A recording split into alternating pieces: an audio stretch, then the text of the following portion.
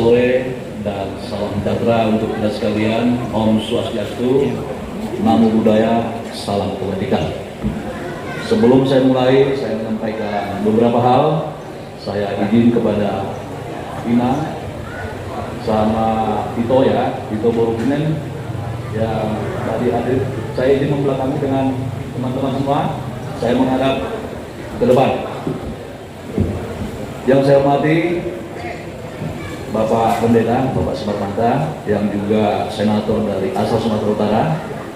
Yang saya hormati Kadispora, yang saya hormati Ketua KONI,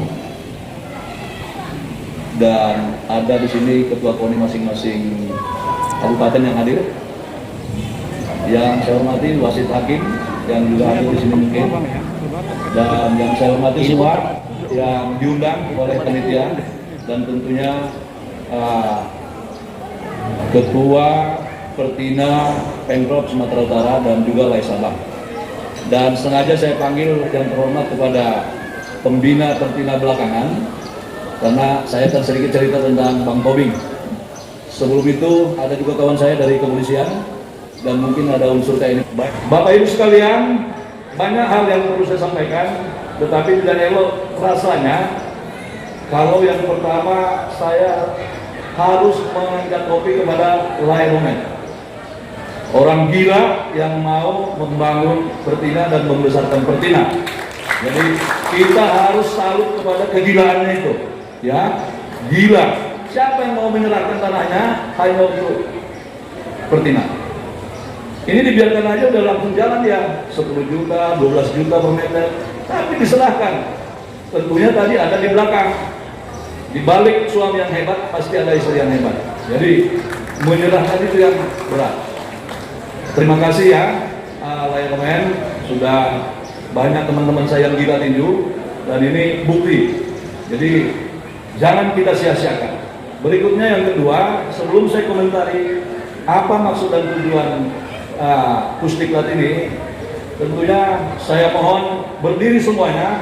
Ada sesuatu berita yang sangat membangun motivasi. Mohon Bapak Ibu sekalian berdiri dan tepuk tangan sekeras-kerasnya, ya, seperti yang dibilang tadi Ketua KONI.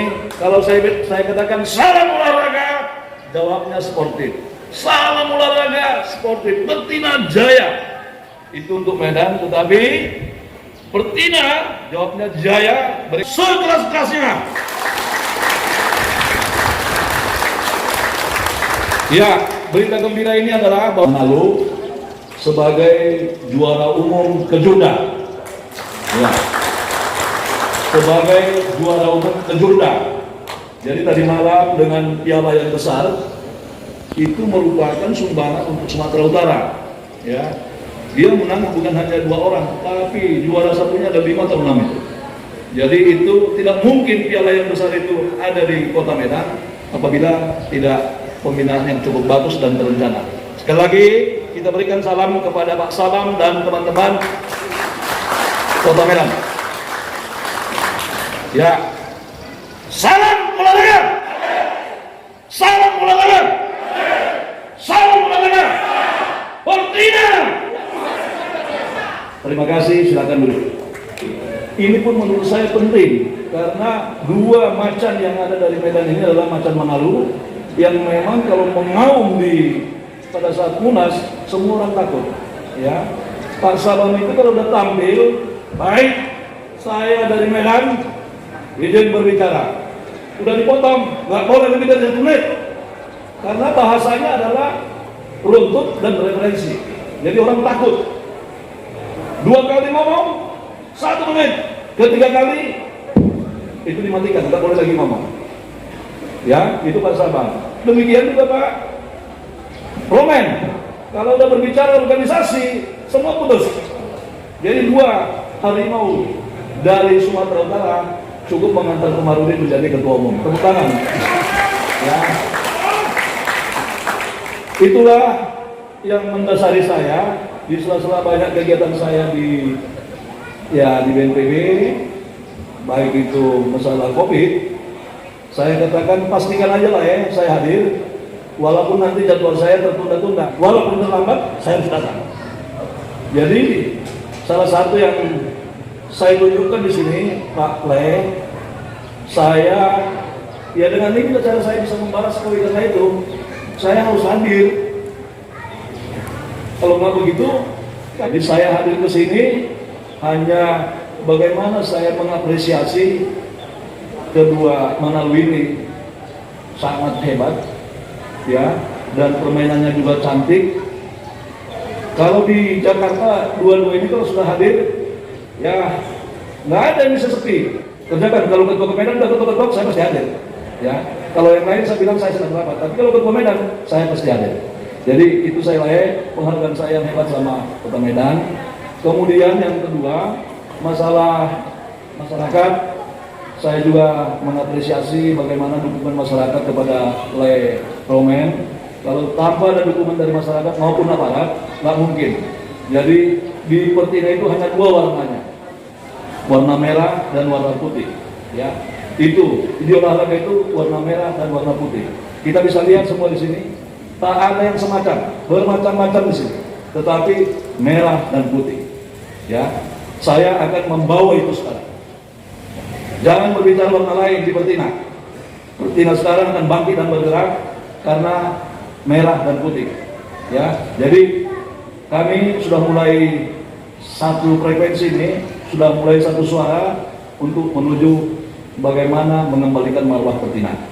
Seorang petinju kalau tidak diberikan mainan memang bisa bertinju tetapi kurang sempurna.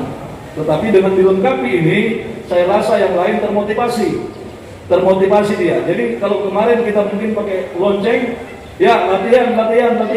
Tapi dengan adanya ini saya rasa bukan lagi pelatih yang melonceng, sekarang petinju yang memanggil pelatih. Pelatih, kami sudah lengkap. Kenapa? Sudah ada mainannya. Jadi inilah kehebatan Le Romen, bagaimana meraba arti petinju. Kita lihat Mike Tyson, itu pelatihnya adalah ayah angkatnya. Ya, pelatihnya adalah ayah angkatnya. Yang diambil dari gelandangan, diraba hatinya, kemudian dikasih porsi latihannya, maka Mike Tyson akan kehilangan nyawa apabila pelatihnya pergi. Jadi kalau kita lihat ceritanya Mike Tyson, kenapa setelah ayah angkatnya meninggal, kekuatan Mike Tyson berkurang? Ya, karena satu-satunya idolanya adalah pemangkatnya itu, pelatihnya itu. Bukan nggak keras kalau bahasa. Jadi mainan ini sudah diberikan oleh Pak Romen, jangan dibiarkan begitu saja. Atau seperti yang dibilang Pak Sawan tadi, pandai membuka tapi tidak pandai mengontrol. Kemudian tadi dikatakan ini adalah tempat. Saya perlu informasikan kepada Bapak Ibu sekalian, saya memang sering saya katakan kepada kawan-kawan di Pertina, jangan banyak cakap. Kalau banyak orang Medan bilang jangan banyak cekonek. Saya tidak saya sampaikan tapi saya sindir dengan kata-kata. Hai jagoanku, hai pelatih yang sudah berpengalaman 30 tahun. Saya kasih bahasa sama dia, lebih baik berpikir 1 menit daripada berbicara 1 jam. Apalagi bekerja tanpa rencana.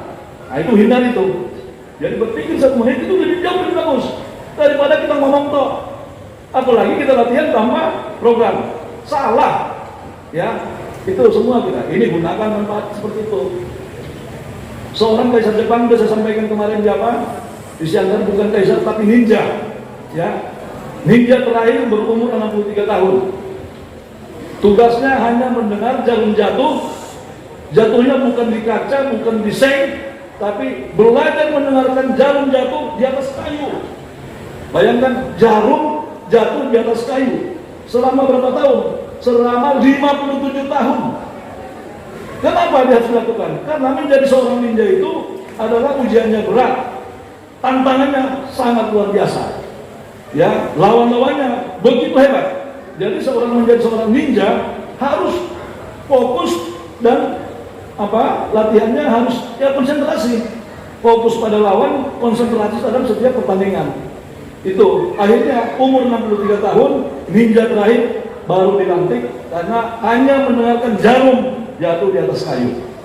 Jadi kaitan dengan PON di Papua bulan Oktober nanti, apa yang dikatakan oleh Pak Sabam, memang tiap-tiap daerah sekarang sudah berlomba. Tiap-tiap daerah sudah berlomba. Seleknas kemarin sudah bisa dipetakan mana yang paling kuat. Seleknas kemarin hebat tuh. Ya, saya tungguin 4 hari, saya tungguin. Mulai dari main sampai dengan selesai, main sampai dengan selesai. Saya tidak bergerak dari tempat saya. Karena saya tidak mau hanya laporan A, laporan B. Saya mengambil tadi. Pertina mendengar. Pertina harus mendengar. Ya. Dari 4 hari saya duduk, bisa saya lihat mana yang paling hebat, mana yang sandiwara, saya tahu. Ya, dari pendengaran saya maupun informasi, saya mendengar bahwa setiap pon ada permainan, maaf kata ya, wasit, ada permainan yang kurang fair. Tadi kalau dibilang sama Ketua KONI kepada saya, ke depan tidak boleh lagi ngalah-ngalah, ya. Anda saya dengar dari semua orang mengatakan begitu. Ketua, pon nanti bahaya. Oh, nggak ada bahaya. Nanti akan saya tunjuk 1 bintang 2 polisi, 1 bintang 2 TNI duduk di situ di kiri kanan mengawasi sebagai pengamat. Tapi sebelum itu wasit hakim, saya akan berikan penataran. Saya akan berikan penataran 1 minggu sebelum main, saya karantina. HP-nya saya buat, saya ambil semua. Ya, supaya tidak bisa komunikasi dengan dunia luar. Ini sengaja saya ceritakan supaya kita berbicara normatif, standar. Ya, jangan ada lagi nanti ke depan, wah, bisanya itu bisa diatur. Nah, itu saya jelaskan di daerah saya sendiri. Jangan berpikir begitu.